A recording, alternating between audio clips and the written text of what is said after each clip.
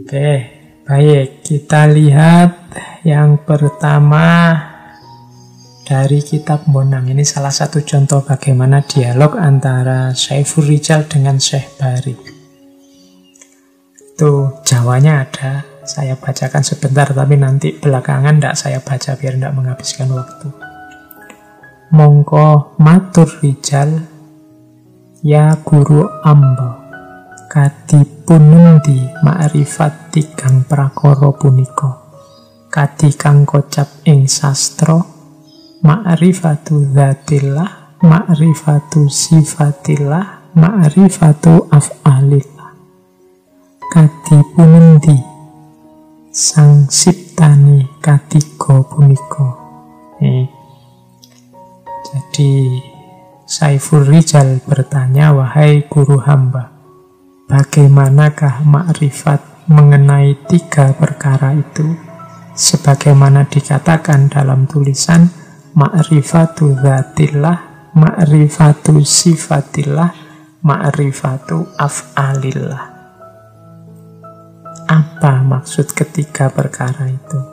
Ini sengaja saya angkat, saya dulukan tema tentang ma'rifat, tentang Allah ini. Mengapa? Karena nanti di Suluk Wujil Kanjeng Sunan Bonang menyatakan bahwa intinya orang beragama nanti ada pada pengenalan kita terhadap Tuhan. Tidak ada gunanya sholat, tidak ada gunanya zakat kalau kita tidak kenal ini sholat, zakat kepada siapa, tentang apa. Kita selalu bilang lillahi ta'ala. Lillahi ta'ala siapa? Allah yang selalu kita tuju itu.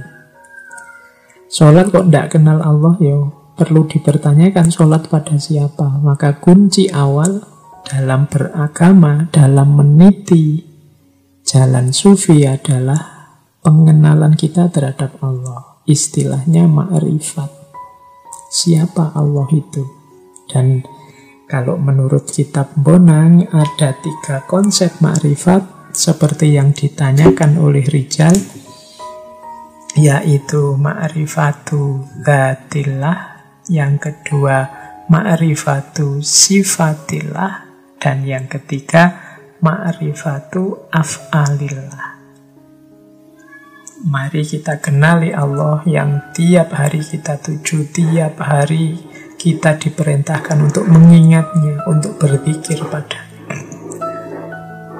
Kita sering mendengar pepatah, tak kenal maka tak sayang.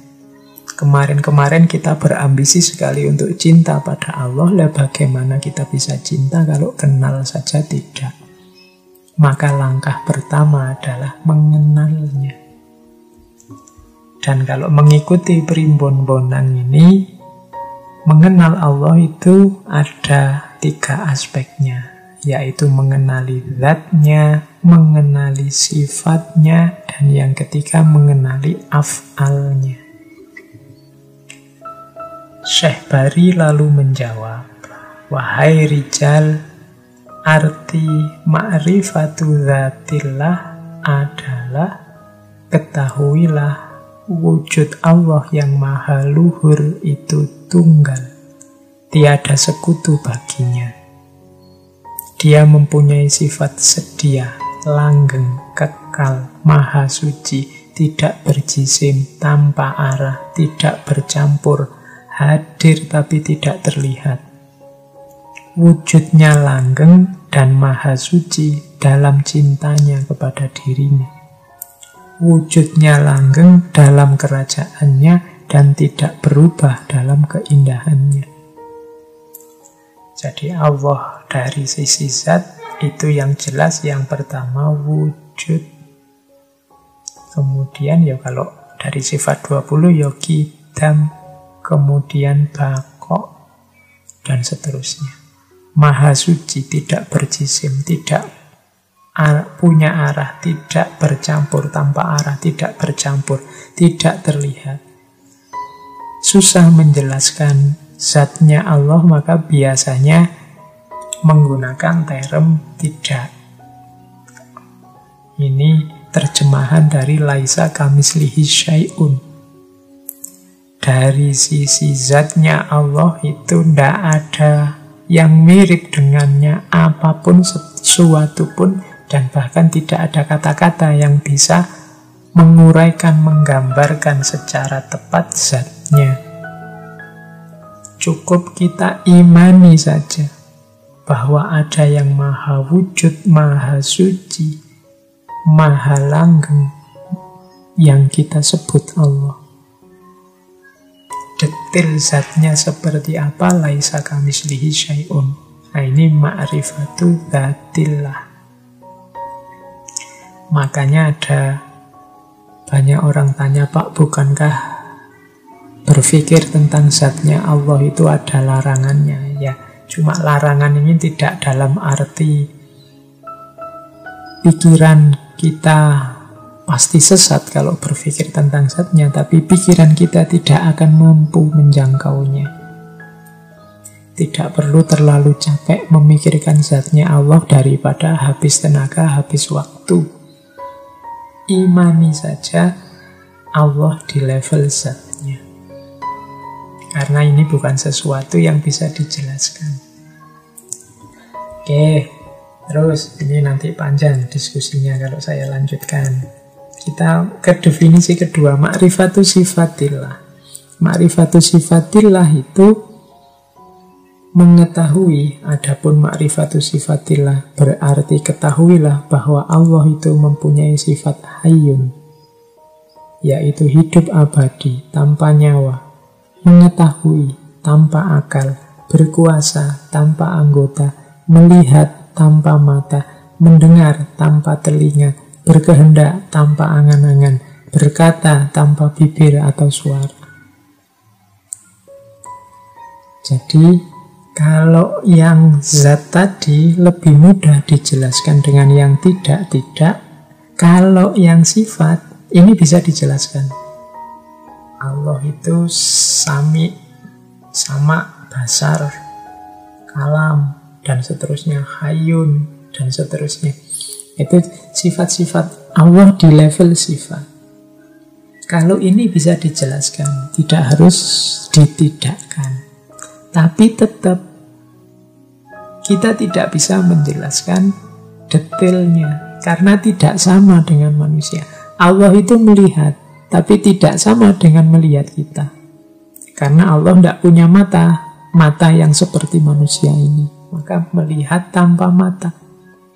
Allah mendengar. Wong di antara sifatnya Allah itu sama. Tapi jangan digambarkan mendengarnya Allah seperti mendengarnya manusia.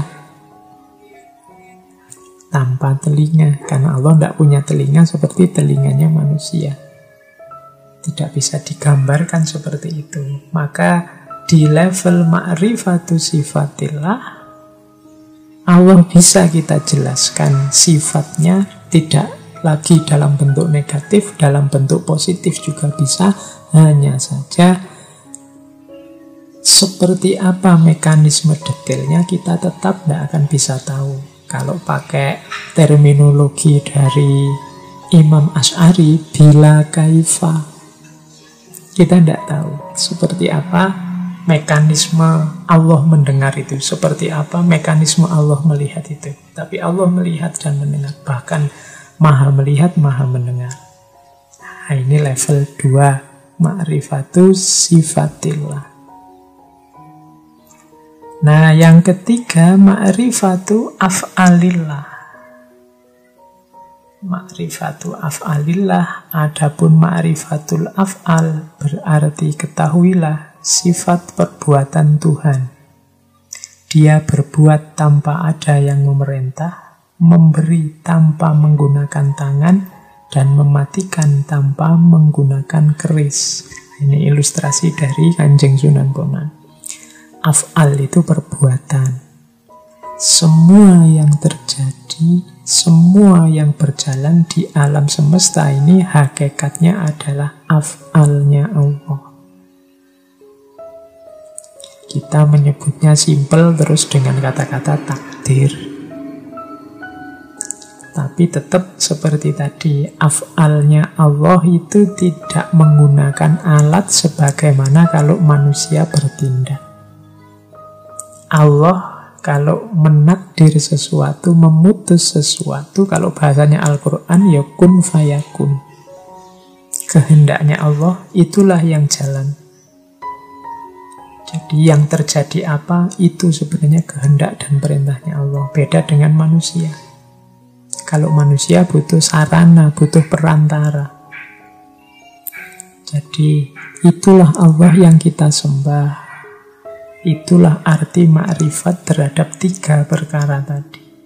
Ma'rifatul dzatillah di level zatnya memang susah dijelaskan, lebih mudah dengan model negasi, ditidakkan. Ada ma'rifatus sifatillah, sudah bisa dijelaskan secara positif, tapi bila kaifah, detailnya seperti apa, kita masih tidak mampu. Dan ma'rifatu af'alillah, kita melihat efek dari af'alillah adalah semua yang terjadi di alam semesta ini, termasuk segala hal peristiwa yang menimpa kita. Itu ma'rifatu af'alillah. Oke, ini mancing ya dari Primbon Bonang. Kadang disebut pitutur Syekh Bahari.